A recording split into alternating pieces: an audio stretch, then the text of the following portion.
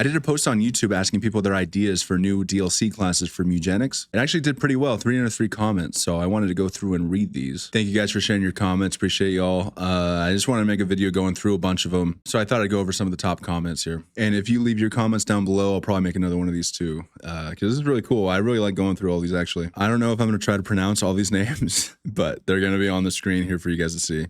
A class that utilizes the alpha status more would be neat. I think it would be cool. And I did comment on this that you could straight up turn the cat into a wolf. And then he mentioned it like a lion because the druid class already has a werewolf, which I think would be sick. Like it's just an alpha class because there's a lot of spells that have to be used on the alpha.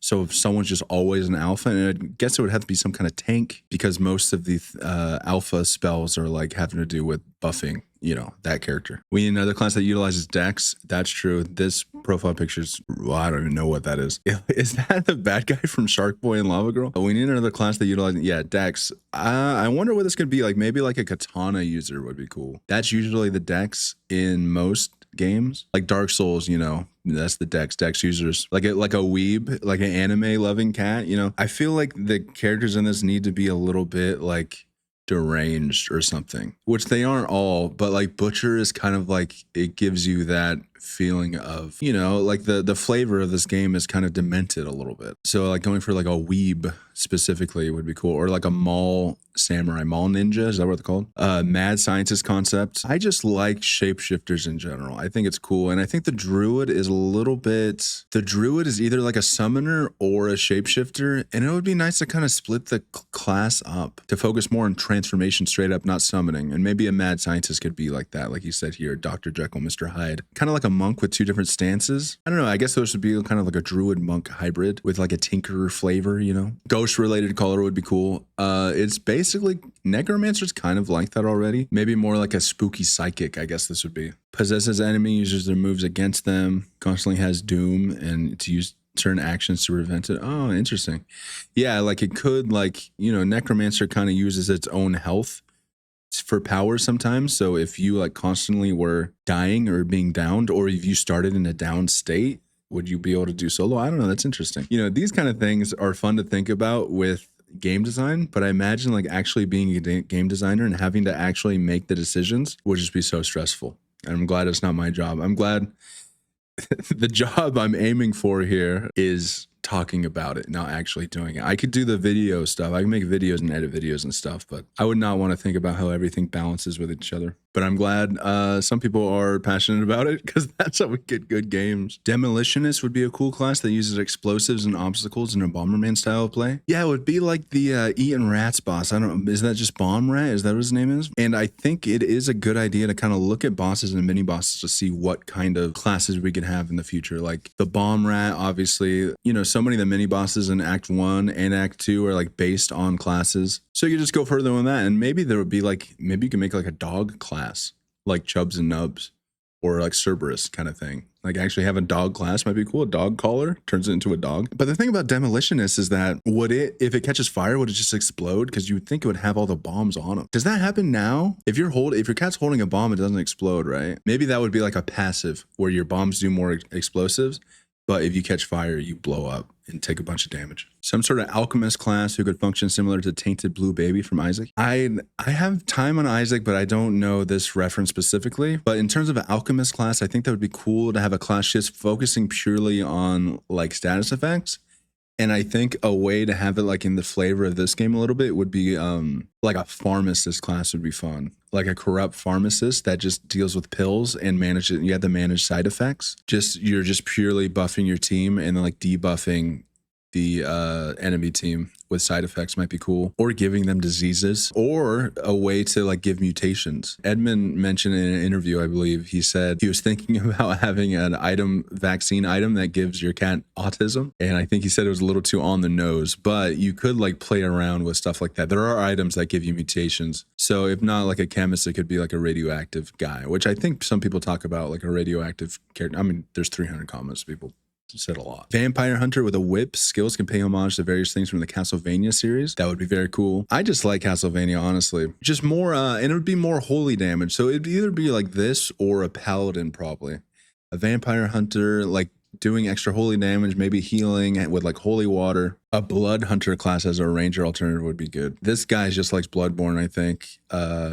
Which is the same. That a Bloodborne cat would be sick with like a blunderbuss or a crossbow and like a melee weapon. Or yeah, I guess just focusing on bleed. We have the butcher, but the butcher doesn't really focus on bleed that much, huh? The butcher more focuses on the meat pickups, but a cat that starts with a weapon that inflicts bleed might be kind of cool. I see a pirate or gunslinger coming into play. Whatever Edmund cooks, I'm here for. Yeah, exactly. I think that's the thing. Like, they made so good on the game. This is one of the games that took, you know, what, 9 or something years to make, and it feels like it took 9 years to make. So whatever they do is good. Like, it's going to end up being good, especially seeing other games that they've made. You know, we don't have to worry about it. And I did make a short where I already talked about this comment, but more water would be nice, like a water bender or a pirate or something, like a more consistent. I'm on record on stream as saying that I hate Pyrophena. Anything to do with Pyrophena sucks. And I think if we just had a more consistent water class, it would be so much better, because Pyrophena has the hard counter of water, like a bunch of water. It just really helps your team out a lot. But it's just, there's not a consistent way to do it. So it just feels like you have to be lucky to beat her, or you're just, you know, you just lose. A knight who can be assigned to defend a specific ally, duel enemies to death, and can target special targets or defend against hordes. Clerics and alpha, yeah, that'd be cool. It's kind of, tank already kind of does this. It would have to be a different kind of tank, which is why I would more go like the paladin, because they could be different from the tank by having the healing stuff, like something that starts with like a sword, a weapon that does less damage but like in a bigger area of effect. Like a sweeping sword move might be cool, because the weapon the butcher starts with is nice that it could hit anything around him, but having like a big sweeping attack might be good for like a tank who can also heal. Or like a tank, like a paladin is a tank that could do a lot of AoE moves and it can heal, but it can also like, it's really wide swinging, so it can also hurt its allies, you know. A janitor, a combo tank control class that can hit and knock back with his mop, push enemies away with water, heal allies with cleaning chemicals. That would be cool. It's similar to like the pharmacist idea, but with more crowd control. I think we already have the tank and the psychic. So the thing I would like again with this is the water abilities. I feel like janitor might be a good like move or passive to a different class, where you can like specifically clean up tile effects, like whatever, like a passive janitor move. Or I don't know what class the janitor would be, maybe like the pharmacist or something potentially, but like the janitor has a passive where every tile it walks past, it just cleanses its tile effects. Speedster, a cat that focuses on using movement to inflict damage. It can move quite a bit around the field. That would be cool. Just a super quick, like the Flash kind of character. DPS, melee only, but it has a lot of range. So you don't need like a lot of speed, but you have 2 movement. Or that might, maybe, is that a mutation already? Can you get like an extra leg that, or gives you 2 movement actions per turn, and then like ups your speed by like +4 or +2 or something? Like just superhero mutations in general might be fun. Like if there's some kind of superhero world that you go into, like an alternate superhero dimension where they could get bit by spiders and fall into radioactive goo and just deal with all the superhero cliches. Maybe like a heroes and villain kind of thing. Like your cat can turn into a villain or a hero depending on where it goes. And then it could breed heroes and villains. Like heroes and villains in the house, they fight each other by default, and heroes breed with heroes and villains breed with villains. I might make something kind of interesting, but it seems like it would need to be an optional thing. Maybe you go into the superhero dimension if you want specifically the superhero powers. And then every superhero has a weakness, right? Like kryptonite or something. So your cat can fly, but it's weak to like ranged attacks.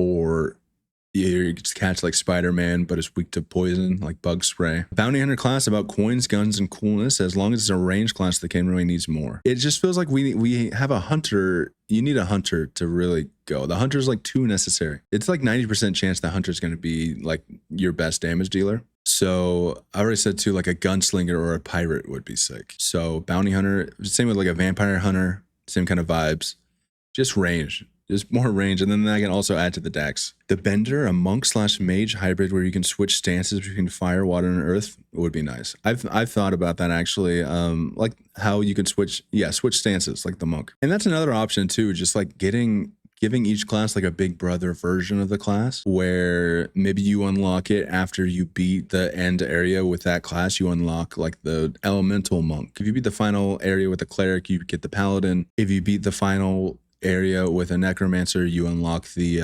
like the bloodborne cat, whatever. We said vampire hunter, something like that. And this video is getting kind of long. I'm really nervous about my long form videos. Don't really do really well, so I don't want to put too much effort into something that people aren't gonna like or watch. So let me know if you want some more of these. The last one will be this astrologer would be cool. Make it like a mini black hole that can use gravity elements. I mean, yeah, this seems like almost a given based on all the stuff that we've seen with the moon, or like an alien class. Yeah, you go to the moon and you get a collar, like an alien collar or something. I also just have Elden Ring on the brain a lot. I'll leave with this. I love games where you can go to the moon. Elden Ring, you should have been able to go to the moon on Elden Ring. I think that would have been so cool.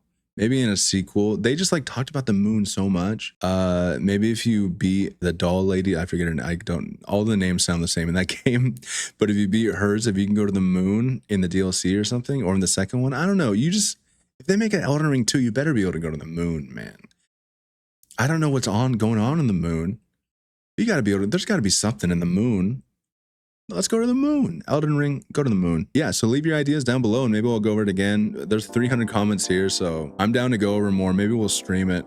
I don't know. We'll figure something out. Appreciate y'all. Thanks for watching.